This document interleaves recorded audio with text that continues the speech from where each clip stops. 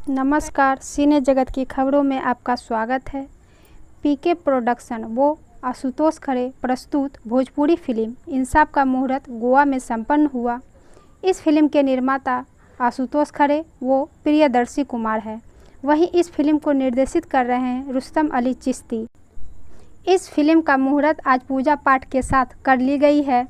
इस फिल्म को लेकर आशुतोष खरे ने बताया कि यह फिल्म बहुत बड़े बजट की फिल्म है और इस फिल्म की शूटिंग जल्द शुरू की जाएगी। फिल्म की मुख्य भूमिका में रवि किशन, अंजना सिंह, कुणाल सिंह, सुमित सिंह चंद्रवंशी, प्रीति मौर्य, माया यादव, आशुतोष खरे, संजय पांडे, खुशबू यादव, राकेश देवगन, गुड्डू निषाद व अन्य कलाकार नजर आएंगे। धन्यवाद।